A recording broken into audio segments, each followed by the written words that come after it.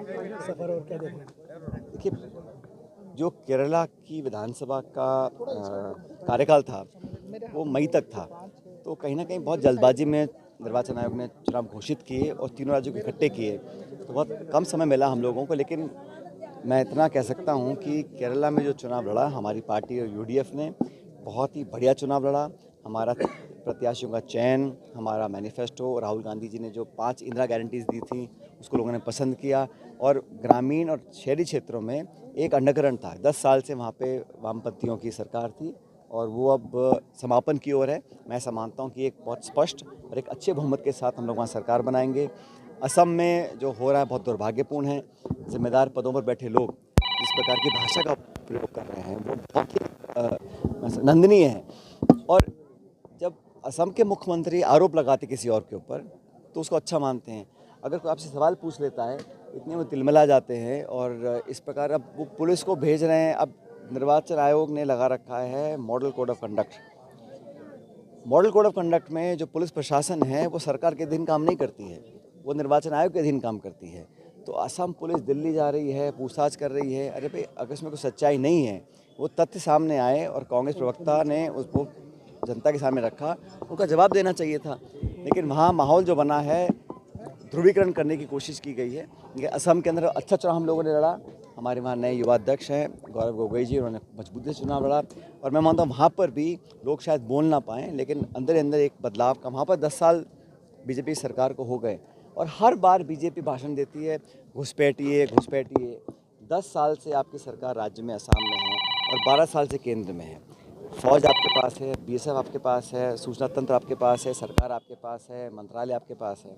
तो फिर क्या कारण है कि आपने कुछ कार्रवाई नहीं करी? तो ये सिर्फ भय और खौफ का माहौल बनाकर ध्रुवीकरण कर कर चुनाव जीतना चाहते हैं। लेकिन पौंडीचेरी, असम और केरला में हमारी पार्टी का प्रदर्शन बहुत अच्छा रहेगा। हम लोग सरकार वहाँ बनाएंगे। जिस तरह से मुख्यमंत्री जी का वहाँ असम वाले मुख्यमंत्री जी का जो बयान है, भाषा किस तरह देखना है उस भाषा में? मैं तो कह रहा हूँ बहुत नंदनीय है। इस प्रकार की भाषा कोई निर्वाचित मुख्यमंत्री बोल रहा है तो मुझे लगता है कि ये हमारे देश और समाज के लिए बहुत एक नकारात्मक संकेत है।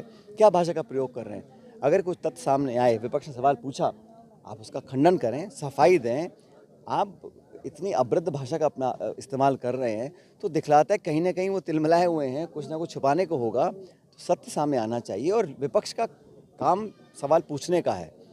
और अगर कुछ तथ्य हैं उस पर स्पष्टीकरण कर दीजिए। आपको वो पसंद नहीं आ रहा, आप कोर्ट कचहरी जा सकते हैं, आप मानहानि का मुकदमा कर सकते हैं। लेकिन इस प्रकार धमकी देना, अपराध भाषा का प्रयोग करना, ये कहाँ के संस्कार हैं? और मुझे भारतीय जनता पार्टी के शीर्ष नेतृत्व को सोचना चाहिए किस प्रकार के व्यक्ति को आप वहाँ बढ़ावा दे रहे हैं असम के अंदर। वेस्ट बंगाल और तमिलनाडु में चुनाव होने हैं, तो हुमायूं कबीर का मुद्दा वहाँ पर आया है, जिन्हें 1,000 करोड़ की रिश्वत का है, किस तरह का मामला है? देखिए, ये मामले उठ रहे हैं और जिन्होंने उठाए वो जवाब देंगे। मैं तो इतना कहना चाहता हूँ कि असम के अंदर हमारी पार्टी का प्रदर्शन को, हम अलग चुनाव लड़ रहे हैं वहाँ पर और बहुत सालों के बाद 294 सीटों पर चुनाव लड़ रहे हैं।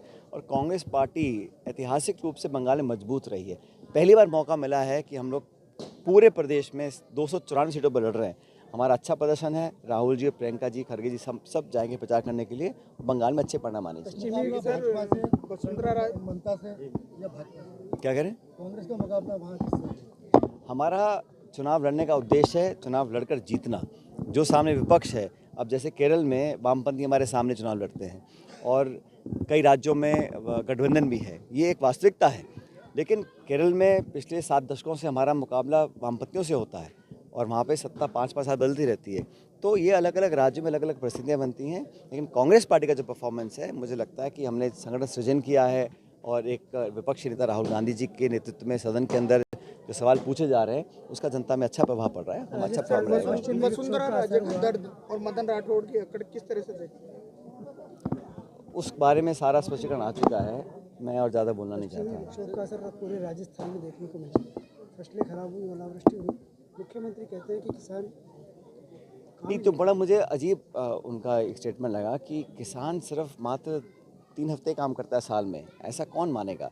वास्तविकता ये है कि किसान इस देश की रीढ़ की हड्डी है और हमारा कृषक समाज जो है वो चाहे देश के किसी कोने का भी हो, वो ही हमारे पूरे देश का पेट पालता है और वो 12 महीने जितनी मेहनत किसान करता है शायद ही कोई और करता होगा, तो उनका तो पूरा मान सम्मान होना चाहिए। और जो नुकसान हुआ है ओला अतिवृष्टि के कारण, उसमें तत्काल मदद पहुंचनी चाहिए, सरकार को कदम उठाने चाहिए। घोषणाओं से लोगों का पेट नहीं भरता, धनराशि जनता के हाथ में पहुंचनी चाहिए। प्रदेश के मुख्यमंत्री का अब तक कांग्रेस पर्ची की सरकार आरोप लगाते हैं, लेकिन अभी हाल ही में उन्होंने बयान दिया कि जो कांग्रेसी लोग कुर्सियों के लिए वहाँ पर जाते थे, मैं वहाँ से कुछ विकास को लेकर जो काम हम शुरू कर गए उसको तो पूरा कर नहीं पा रहे हैं। और ये बात सच है, 2.5 साल में इस सरकार ने जनता के ऊपर कोई प्रभाव नहीं छोड़ा।